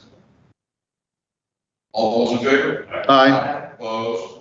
Motion to approve. Speaking of 1/3, motion to approve inflatables by Captain Carnival for the spooky soiree event for $6,378.75 from operating funds. It's within their budget. Inflatables, a motion. So Make a moved. motion. Oops, sorry. Second. Second. All those in favor? Aye. Motion to approve Downey Fountain hatch replacement. It needs a new hatch. And repairs by Aqua Construction for $4,808. This is from reserves. Motion to approve? Second? Second. Any discussion? Real quick, sorry. This, I knew this procurement was done through grant vendors. There was a grant vendor's letterhead on that one? Oh, no, that's one of just our project tracking forms that we Oh, use. okay. So is that gonna become the norm? Or- Yeah. Okay. For smaller projects, we use that as a project tracking form. Okay. I thought it went through your, procurement. Okay. All those in favor? Aye. Opposed? Motion to adopt, oh, this is the one. G, motion to adopt ARC resolution delegating limited approvals to management. I would like to move to table this item. Okay, second? I'll second. So the discussion on this one, so everyone knows what's going on, is there's a resolution that's pending, that's a legal resolution that would provide power to, well, I'm sorry, if we table something, we have to vote on it right then, don't we? There's no So discussion. you can discuss. Okay. We're gonna- So we're gonna do the rules. There's language that would then allow the management company to approve things essentially without having to go to ARC. And these are intended to be simple things that would likely get approved anyway. There's two catches that we've identified. One is that the existing design guidelines that are posted in public and on record, there are existing design guidelines that actually have the language in there, still in there, that's for streamline approval, even though it doesn't exist today. So if we vote on this and we approve it now, it instantly turns that on for those that the committee hasn't necessarily reviewed yet. We still need to review and get on. The committee is doing a great job at going through some of these for streamline approval. We're identifying additional areas that we think that there could be some streamline approval. Things like painting, there's one for the video doorbells, I know that we've talked about, those type pieces that they want to make sure that they work out within the ARC committee, but then also share them with the governance committee, as Gary mentioned, through the joint workshops, to make sure that we get that language correct. Andrew, to your point though, we don't want to just wait forever until we get all of them done. But the idea is that we want to get this initial first batch for the ones that would be immediately impacted that currently have that streamline approval that are posted online to get those fixed first. So that then that way when we put this in and the ability for the management company to approve those things, everyone would be okay. So they're working forward on that pretty quickly, but we do want to bring that forward most likely at the next board meeting for approval. And that would be as a package with not only the resolution, but then also for what design guidelines have been reviewed by both ARC and Covenants at that time. So it would kind of be put together as a package. Okay, all in favor of tabling? Aye. Motion to approve liaisons to begin negotiations with Canoa regarding the CJC contribution agreement. Motion for, the CJC liaison. I was gonna say, don't we have CJC liaisons for that express purpose? I'll second. Second, okay, all those in favor? Aye. Motion, oh yeah, this is for the mediation, okay. Motion to appoint Celia as the CROA representative for a mediation conference with full settlement authority. So Motion moved. approved. Second, all those in favor? Aye. Motion to approve painting project at Roseville service area by Central Painting in the amount of $228,511 from their reserve funds of the service area. So moved. Second, I'll second. any discussion? All So those in favor? I would just like to note, because some people might be confused, this was previously approved, not this dollar amount, but a lesser amount just for the painting project. However, in walking the project before the vendor started, it was noted that there were a lot of small repairs that have over the years become larger repairs because they weren't done properly during the painting cycles. So we got an engineer to provide a scope of work to update the bid so we can correct those properly and move forward with the painting cycle. Thus the higher price. Yes. All those in favor? Aye. Opposed? Payment plan, motion approved. Second, I'll second. all those in favor? Aye. Aye. On to fee waiver requests, so these are all listed separately. Motion approved. Second, Second. all those in favor? Aye. Aye. Opposed? Non-compliance listing, motion approved. Second, Second. all those in favor? Aye. Opposed? Motion to, change the dog park hours. I'll make the motion. Second, I'll second. Katie, And we have the hours. What are we changing to? Yeah. We're changing them to, okay, This is the committee recommendation. yes, committee recommendation. Well, Brian from Exquisite asked, he was at the meeting, and he asked, because he does the athletic fields on Monday, if it would be in the best interest time-wise, if we could change it to Monday instead of Tuesday. So they're presently closed on Tuesdays. They would like to change it to Mondays. This is Brian's request from Exquisite. for him to maintain the park. Right. This way they could do it all at once. And this is the only change? That's it, just the hours. All those in favor? Aye. Opposed? Motion to approve the, adding the text messaging to Syrinet. Yeah, so there was a joint meeting on Monday between the tech committee communications. Communications is still doing a little bit further due diligence before they sign off on it. But it's pretty much a $360 expense that needs a contract, so that's why brand managers can't just approve it, or it needs to come to our level to approve the contract. So tonight, I just want to direct brand managers to start drafting them contracts so we can use it. Motion approved. It's a $360 annual expense, correct? Yeah, 360. Okay. Yeah. So do we even have to approve that? We do because it's a contract. Okay. Yeah. Did we get a second? I'll second it. All those in favor? Aye. Opposed? Finally, on action, changing the, contracting task force. No, we're on P. We got impact liaison. No, it's No. it's the. Oh, sorry. Page Sorry. the resolution, changing the resolution to, Add a chair. add a chair to Task the force. management task force. Got it. I'll Got a motion motion? for discussion.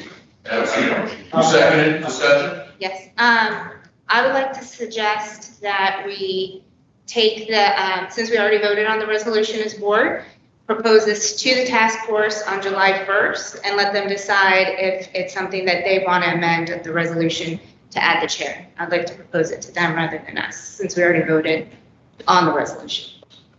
I think we need a chair on the resolution of what we've seen through the email discussion. Right now, I think we're disorganized and need someone. Well, they can name a chair, right? That would be the board. That would be them. together decide we want to be terrible, you need to take on cost, and you need to be terrible. Okay, let me ask you a question, because I'm truly not, can't a task force or a committee just decide it once a year? No. Well, the resolution specifically called out that there is no chair. Oh, for it this specifically task said there force. was no chair. So you need to amend the resolution to add a chair to the task force. All right, And let's also remember, every task force, everybody has a chair. So- I don't think the master plan advisory group has a designated chair. They didn't want one at all. So since, But Joe is the acting chair. graciously has, so that's why I decided to propose it to the task force and put it on their agenda to see if it is something that they want to add. I think for something like this, it seems that this is. Okay, let's. I guess you want to put it this way, either that task force appoint someone, or we will appoint someone for the lead. So that there's someone. No, because I'm a board member, can't really be the chair. Why not kind of split it both ways? You can change the resolution, so a chair is permitted on this committee, so if they want one. There we great, if go. they don't. Oh, good language lawyer. You must be involved. You amend your motion that the but motion- to Charles, but to what Charles is saying, I think they need Organization. organization. Yeah, so what we're doing is It's we're only giving them, 8 weeks. And we're if giving there's- them the Yeah. ability to elect a chair. It's chaos. Yeah. So the only motion 8 is, to amend the resolution to give the committee the right to elect a chair if they so desire. Do I have a motion for that? I'll make the motion. Motion second? Second, all those in favor? I think we are through the action items and on to management update. All right, I'm gonna go through rather quickly. The ARC coordinator started on Monday, June 24th. Thank you to corporate for sending Lisa Gonzalez to us to train her on CROA. She's been doing a great job. Our Angelica is catching on very quickly. She's studying the pattern book, the design guidelines. She's already got the processing of applications and approval and denial letters down. So I think we have a good fit there. The community standards manager starts next Monday. Lisa Gonzalez from corporate will also be training her on CROA and the ARC processing. From that standpoint, I will be working with her on the covenants processing since we do not use CROA for that. But it's been a great help having Lisa here. We still have a maintenance tech open, a covenants inspector open, and then the general manager position open. Brian's actively interviewing for the maintenance tech. I'm actively interviewing for the covenants inspector. And then Mishas and I are all doing the first round of interviews for the general manager and have pushed some candidates up to Stacy and Corbin for their review before they come to the board. When might that, So Mishas or Stacy and Corbin are doing interviews the tail end of this week for the ones that we've pushed forward to them. for the general manager? So yeah, so once they're done, then the finalists will come to you guys. So we'll just set an exec session for you guys to meet and greet the top 2. Great. Is that something we can do prior to the July workshop? Or is that too soon? I think that's probably a good time frame to do that Anything else? in. Reserve Park looks great, and there've been a lot of landscaping improvements that Brian's crew has done. So he's really fixing up the parks very well. I think Brian's doing a fine job. I'm so much better than Prince. And then the other piece is Celia asked that CQ Aquatics, our pool vendor, be here to talk about the pools. And I think they do have a recommendation to the board about our pool chemical plan. You know, I didn't see it on the agenda. It's part of the management update. Okay. Thank you. I move He to doesn't recognize. He doesn't have his necktie on. Yeah, you're free. Go out to the table, have a seat. My voice is still a little rough, but, We don't recognize you, you don't look like the same guy. yeah. Come on. Yeah, it's much better, thank you. I apologize, but I'm here to go over the reasoning behind what was that I was asked to hear. Yeah, we had a lot of the multiple pool openings and. Yes. So what we run into, if you use a pulsar chemical unit, it's a chlorine unit. The problem is we run into a lack of constant chlorine feed and constant pH adjustment. There's controllers that actually maintain that and run these feeders. Because there's a lack of constant feed, kind of continuous control, it leads us to take action in our own hands where we have to manually treat. When you manually treat a commercial pool in the state of Florida in this extreme heat, you don't stand a chance. What's happening is we're having to do that where you come in the morning, you make these adjustments to a certain level. And then, of course, we're planning it to last through the evening. The next morning, we'll also always find it back down to zero. So the issues with that is when you drop to a zero chlorine, you back up. Algae or organic growth cannot be born or develop in a chlorinated pool, regardless of the chlorine content. You could have 0.5 when you cannot develop. But when you drop to a zero, even just for a little while, those spores can develop, which you won't see, and it will become resistant to that chlorine. Some algae to 10 part per million, black algae, as we discussed last time, up to 20 part per million. So the issue is the lack of that constant control. Do we need feed control? I believe you do. Not Island Village is a good example. Island Village, we can test this. Rarely, if any, issues whatsoever. And really, what? Rarely. Well, it's brand new, it's only a couple of years No, old. but they have the feed controllers? It's a whole different, It's a whole different system. It's a whole different Brand new, system. I was told. So Yeah. but is this a major expense or is this something we can do No. to get done? There are programs that are out there for chemical control and management. And you have chemistry control, you have the feeders, but those feeders, those pulsar feeders are a lot of pieces and parts working in those feeders. And what ends up happening, they're always in need of repair. I know this because in a different life, I represented those different products, and that was not a good product of mine that I represented. So would having a newer design, like we have it out in the village, reduce, at least ameliorate the problem a bit? Most certainly. And what kind of a cost? Like, for instance, this, Right, yeah. where this pool gets the most complaints. Yes. It's also probably because, Yeah. yeah, probably This busy. is- Yes. Yes. So what would it take to fix this? So I suggest a management program. Because there are companies out there which I presented and given to Lauren and Brian just recently. And I do have a whole chronological list of all the different issues you can more happy to share with all the board members. But I suggest entertaining, and I believe you did this already in the earlier part of the year. I think you spoke with Ecolab. Yeah, we spoke with them. So the recommendation from Chris is that we get with an Ecolab type company. So they would install their feeders and they would provide. And if they're on contract, they maintain their feeders. then. Correct. Yes. And it's, So There's it no would be, capital expense for the feeders, it's a, correct, we would have a monthly cost from them for the, for the maintenance of the feeders and the chemicals as well. So then we would have a stable pool chemical amount for budgeting purposes, which has been a fun one over the last couple of years. Well, we were saved then, right? doesn't that need to come to the board like soon? Yeah, so he provided us the list of vendors, so we're getting bids from them for all of their Yeah, pools. let's try and put that in July. So I have a really dumb question, and I apologize. No. If we go with a program, does that take away something that you're doing? No. Or, okay, so it's essentially supplementing so that then you're not having to do like recovery all the time. We're not having to recover. That's what you guys.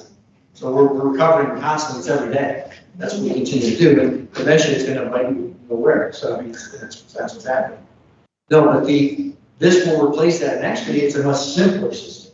Less moving parts. It's very, very simple. And it's gonna save us on camera. It's gonna save you a ton of time. So, yeah, so I think that makes, do you need a direction from us? No, I'm Okay. already doing it. You're already I doing wanna- So, I do wanna- you think we can vote on this in July? I will push to make that happen. Thank you. I just, Celia asked for him to come and I wanted him to present. Thank you. the So- recommendation. Yeah, no, I think that's good. It's really a secondary system or a replacement of the one. It's a replacement of your feeders, of your So we won't even use those.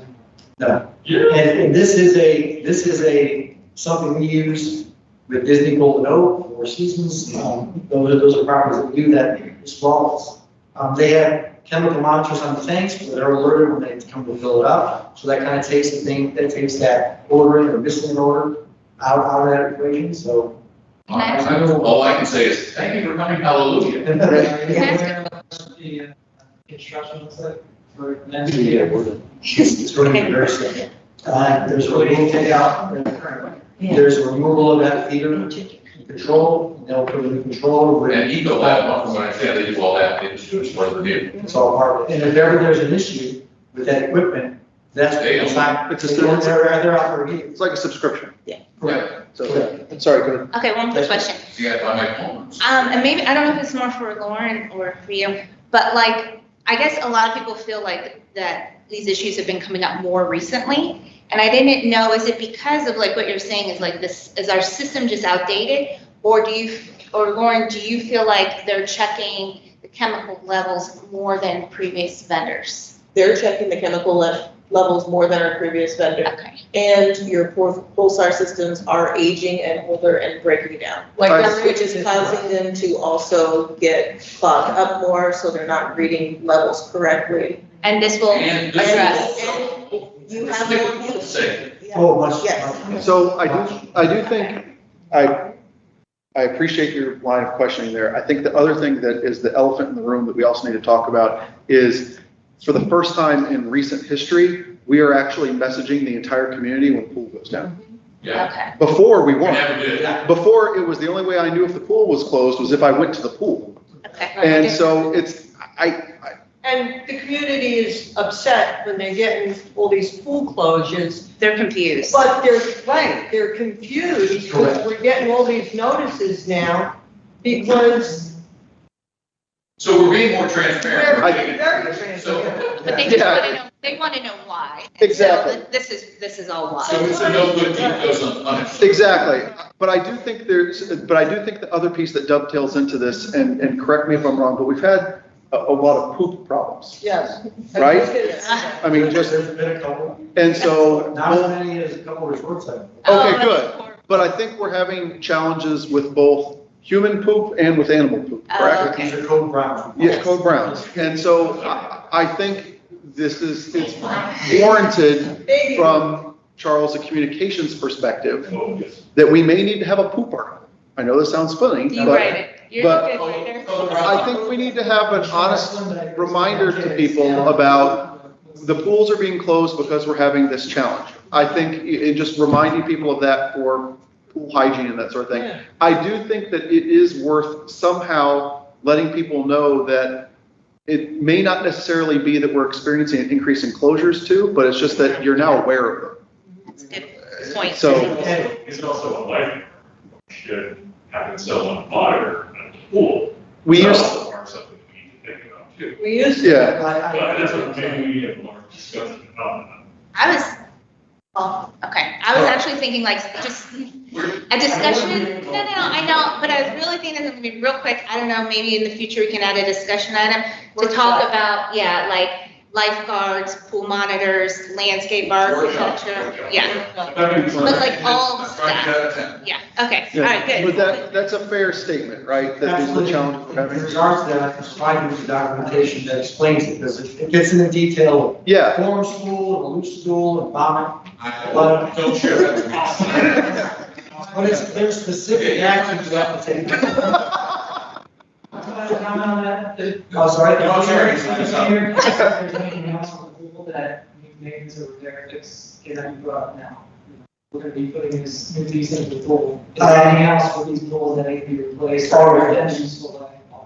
Autofills, absolutely autofills. Water level plays a crucial role in That doesn't sound like a very expensive fix. No, it's not. It's about. Correct. Yep. Correct. 2 hours now. We'll do this. Yes. Yeah. We'll do this So- same time. And you just go forward and We don't, but yes. I got some, I'll give you. Okay,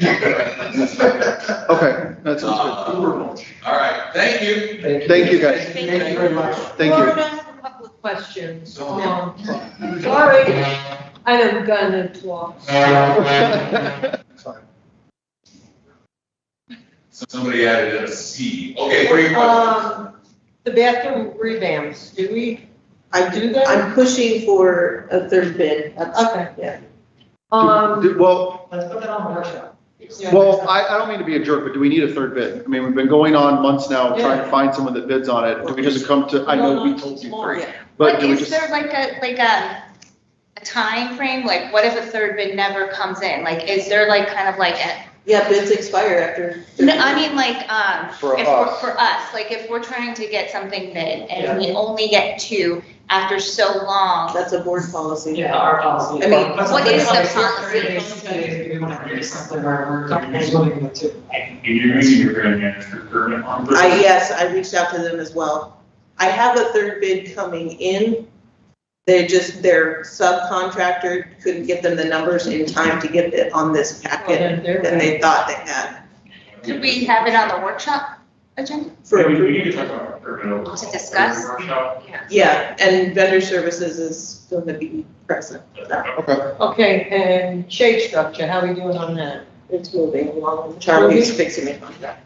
Okay, and the East Lawn Todd Park that I sent pictures to the board.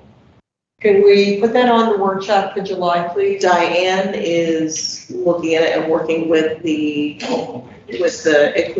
first, yeah, on Guarantee, warranty? any warranty or anything that we're. I mean, seriously, that should not, If you can give me the can of touch-up paint. no, Eric, that can't touch that, We'll see what Diane says. you can't. I got $11 in my pocket, just go out and get it. Yeah, oh, yeah. There's too much paint gone. I'm joking. But we can see, let's see. So what Diane says, yeah, She's working on it. okay.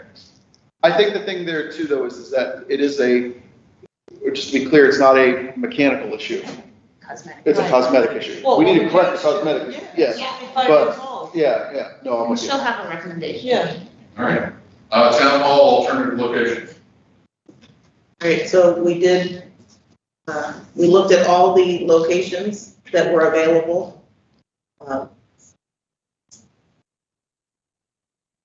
Stetson, I'm gonna start from the bottom and go up.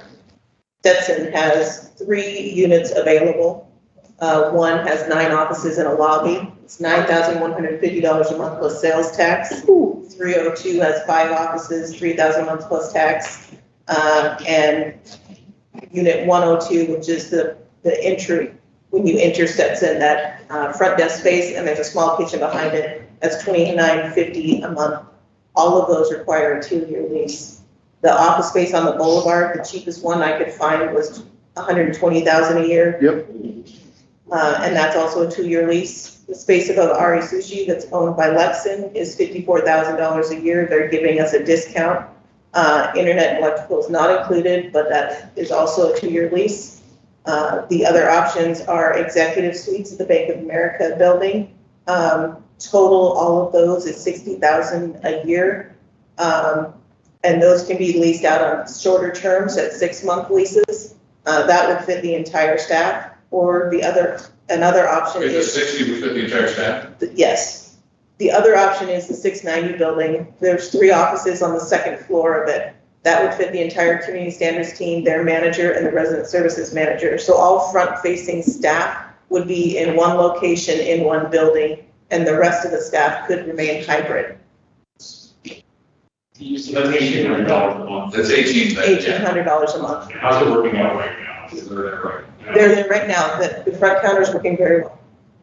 Well, they're So not, this would be the upstairs offices at Yes. 690? There's 6 up there, but there's only 3 available right now. So who's working hybrid? Well, Parks and Rec is living at Lakeside because it can't. yeah, Right, because it's. somewhere Lifestyles right and there. communications are hybrid. They only come on site when they have things that meetings they need to hold or do things for events. Which one of these Yeah, best fits like the need? yeah. What's management's recommendation? So I'll go with a 2-prong.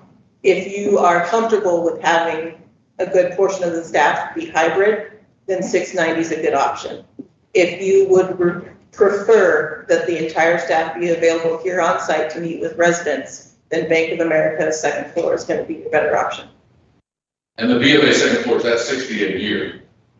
Yes. And you said that can be broken up into 6 months? They will do 6-month leases. There's also some cubbies, they're calling them open office suites, that they will give to us at no charge.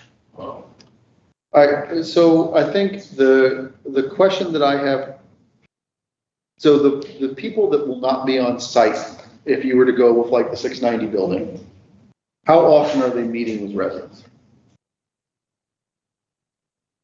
I know I'm not gonna hold you to the numbers, but it's ballpark. Here's the problem. When we're at 851, if there's an upset resident and they say, I want to speak to the manager. You just go get them. You just go get them and they're there. Oh.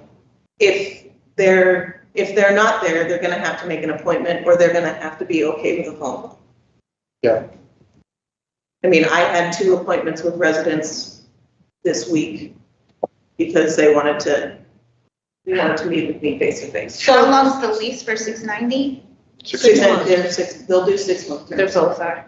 So how many people work from home? I don't know. I'm still trying to comprehend that you can have a job, work from home.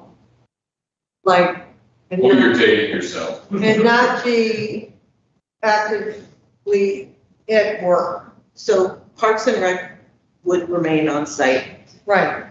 Maintenance obviously is still on site.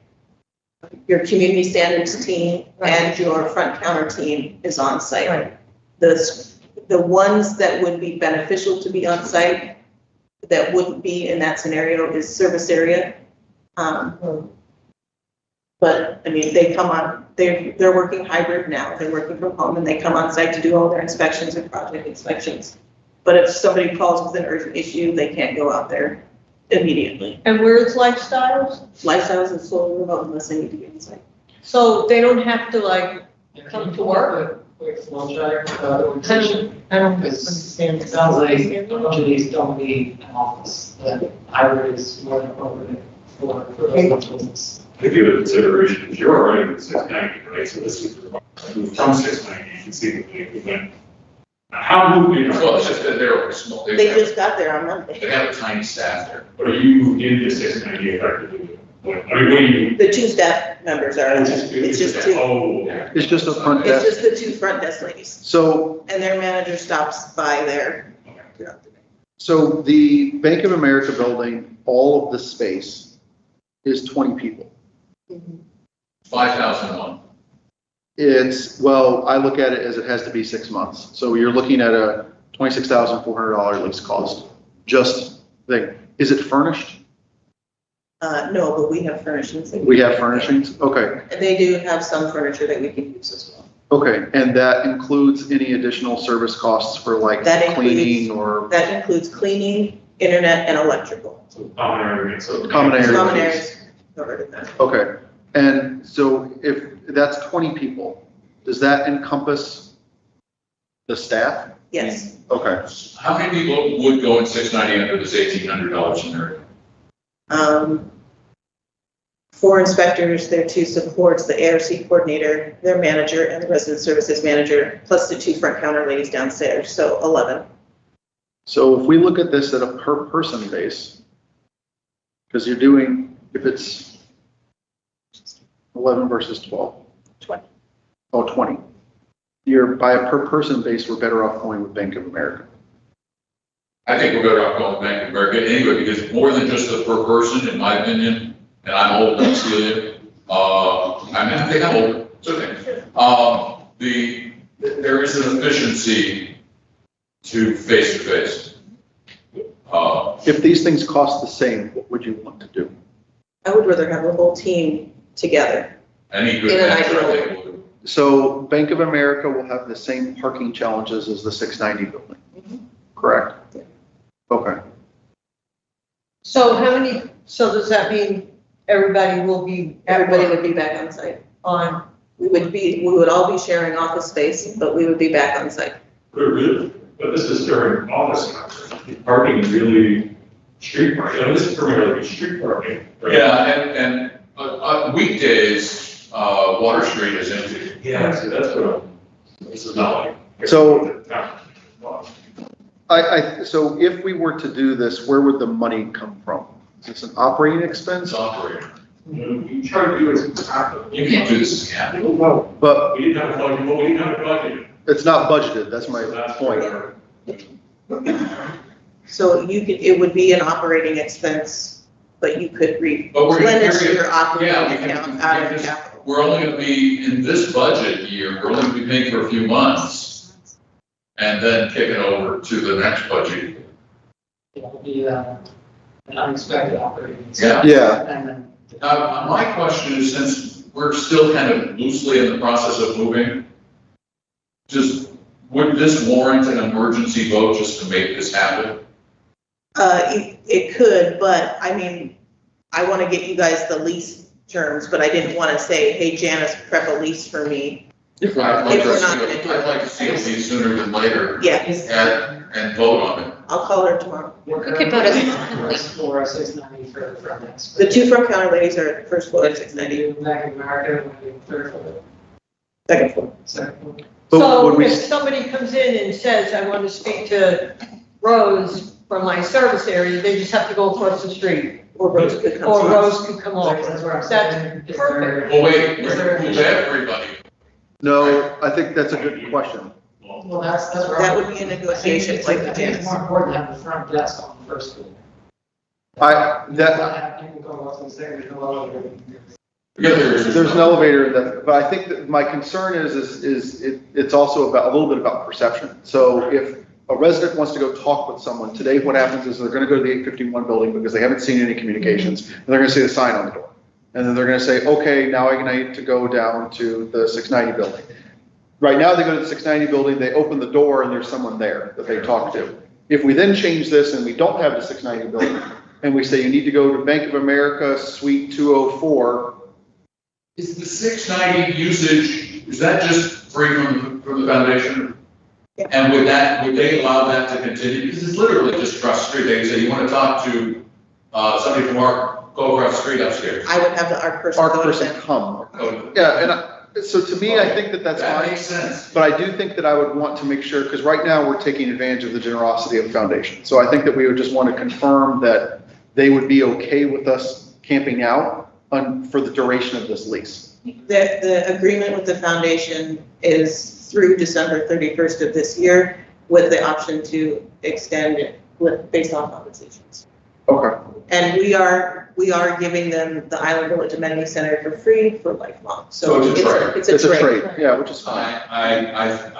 My personal, I think we should get this done. I think we keep going through all kinds of gyrations to try to stay functional, and I think we're really hurting ourselves in a very important time for this HOA. So one thing I did, so the space of a park, that was one, so the reason why I was that here, it's the 2-year lease. That was what Yeah. they got me. Yeah. You give a 6-month lease for us, for me, that aligns perfectly with the MPAD, the CALAC, whatever, that we're gonna be able to. And we can renew it if we need to. So this is a lot more complicated. So this would be the whole chunk of Bank America, Lauren? This whole thing you would be, It would be all of It them. would be all of them, yeah. I love this. Would it be- Lauren, I really, truly love this. What we want to learn to try with a 12-month term and lessen the overall cost per. They're already getting us a break on that. I think 6 is good because then we It can gives us decide flexibility. in 6 months what the long-term Cal's gonna be. thing is gonna, Cal's like gonna what be we in- need long-term. Just Yeah. think long term, right? 851 is not going to be done in 6 months, so most likely we're going to renew this contract during this lease. But we might need to be able to then say, we might need 2 years or, It gives us flexibility. so we could negotiate So the the, right And term. just say agree to 12 months and then we do it on a 6-month bill basis. If they're offering 6 months. I think we should take it. 6 months. Yeah. Or good options from. Because something else might even come up 6 months from now, a better location too. So we're like, somebody We'll have will donate options, $10 million yeah. to us and we can build a new town hall. I think since there's just uncertainty. You know who might do that? I don't know. I would like, Scratch on us? I don't know if we need a motion for this, but I'll make one. I'll make the motion that we provide direction to management on pursuing a 6-month lease agreement with Bank of America to be reviewed by the board. I second that. To be clear, it's with Lexington because they own that. Yeah, that's fine. Everybody okay? Good. Do I hear a motion to adjourn? Wait, So sorry. we're moving debrief to. Yeah, we're moving Let's talk debrief. about the workshop, because I don't want to cram it in, it's already, we can use also about it. Discussion. I have a really dumb question. Can we enter into an agreement with, it's Lexington Space, who technically sits on CJC? No, it sits on Canoa property, Market and Frontier Canoa property. Yeah, so it's separate. So it's separate, okay. It's separate, it's Okay. CROA renting from Canal. Okay, yeah, that's fine. Okay. Well, Yeah, so CROA renting from Canal. no, you're not even renting from Canoa, because Lexington is a Canoa member. Lexington, Next is no member. Yeah, They're okay, just a member. okay. Motion adjourned. I'll second. All right, bye, everybody. I'll be talking to you via the screen. Well, you'll see me up there, and John, and